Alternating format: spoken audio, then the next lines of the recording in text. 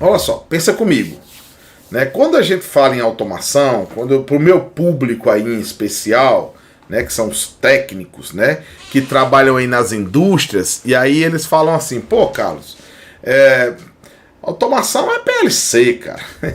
E você é do canal Viver de PLC, então tô certo ou tô errado? Eu disse, não, você tá certo não, cara. Você não tá certo não, e eu vou explicar por quê. Porque a automação vai além disso aí, né? Então vamos ver esses exemplos que eu trouxe aqui para vocês, de um exemplo aqui do micro-ondas, né?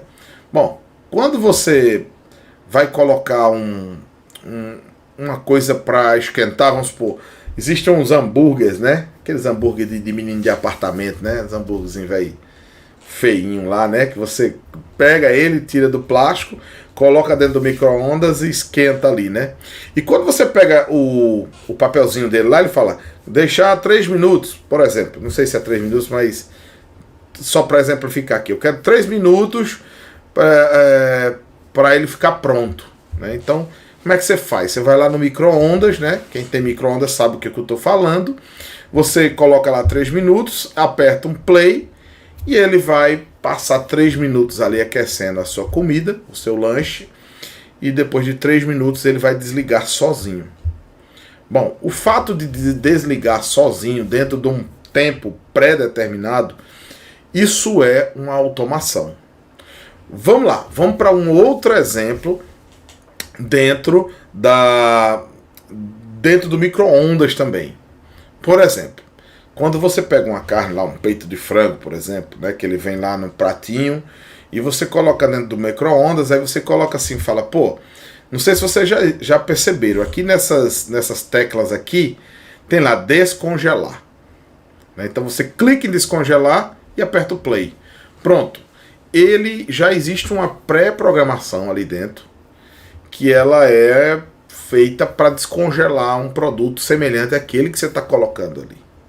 Então, sei lá, se leva 12 minutos, 15 minutos, com pausas, né? Que às vezes acontece que ele vai fazendo isso e dando umas pausas, né? Essas pausas, elas têm lá a sua razão de ser, que talvez para não cozinhar a carne, sei lá, eu não sei explicar porquê, mas ele tem lá umas pausas, ele faz uma pausa, depois ele começa a aquecer de novo, depois ele faz uma pausa, pelo menos o da minha casa é assim, não sei se ele foi feito errado e se todos são assim, mas o que eu quero chegar no ponto da nossa avaliação, do nosso pensamento, do nosso bate-papo aqui, é que existe ali uma programação feita, um algoritmo que roda de forma que você não precisa ficar se preocupando. Se aquela pausa ela existe por um motivo que pode prejudicar a carne, não vai precisar você ficar contando, depois de 3 minutos dá uma pausa. Não, o processo vai acontecer de forma automática. Isso é uma automação, tá? Ou seja, um processo que acontece de forma automática. Você apertou no play, já está pré-programado e tudo vai acontecer da forma que você quer. Né? Tem uma máquina também que eu posso fazer uma semelhança para vocês, que é a máquina de pão. Eu não sei se vocês conhecem, a máquina de pão tem de um fabricante, eu acho que é Britânia, né? E aquilo é um negócio bom demais, cara. Você coloca os produtos lá, geralmente na máquina já vem umas receitas, aí você coloca os produtos lá dentro, fecha e bota assim, a hora que você quer o pão. Bom, ali a máquina já sabe o tempo que demora para fazer o pão. Então quando chega numa hora antes da hora que você quer o pão, ele considera o tempo que leva para fazer o pão, aí ela liga sozinha e começa a fazer o processo de criar o pão para você. Então quando você acorda, sei lá, 6 horas da manhã, se você diz que quer o pão 6 horas da manhã, quando você acorda 6 horas da manhã, o seu pão tá lá feito e você... Rapaz, é muito bom acordar com esse cheiro. Por isso que eu sou gordinho, cara. Então você acorda com aquele cheiro gostoso de pão e você diz, pô, tá tudo pronto. Então você não precisa se preocupar, né? Então esse é um processo automático. Na nossa imagem aí também, nós temos aí a imagem de um elevador, né? E aqui tem um técnico, né, que tá mexendo nesse elevador. E um elevador, não sei se vocês já tiveram a oportunidade de andar num prédio que tem um elevador. né? Geralmente quando você chega num andar intermediário, que não são os extremos, você tem dois botões. Um se é para subir, outro se é para descer.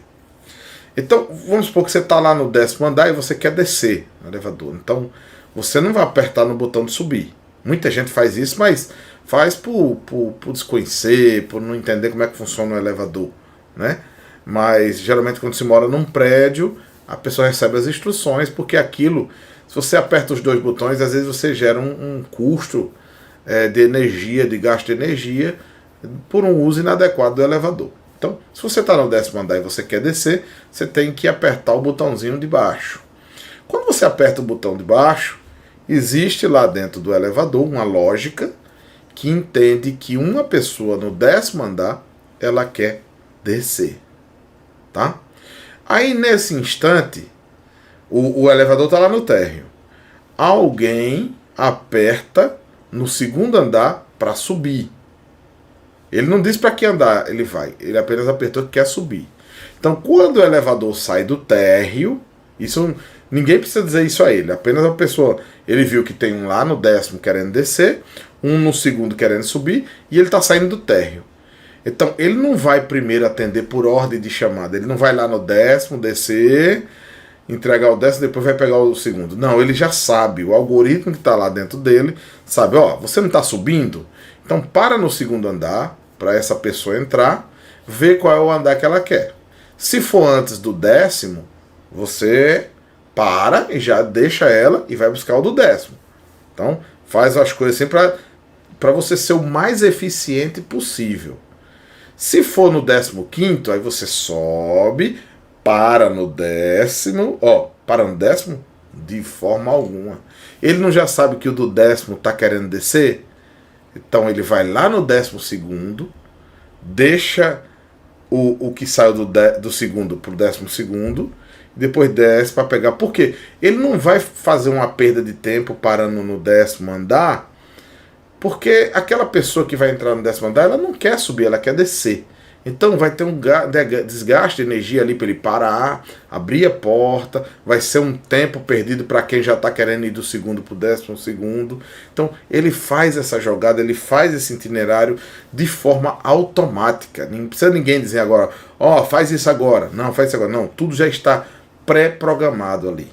De forma a manter o sistema funcionando de uma maneira eficiente, que minimize o custo operacional e também que seja eficiente no sentido de dar agilidade ao transporte das pessoas.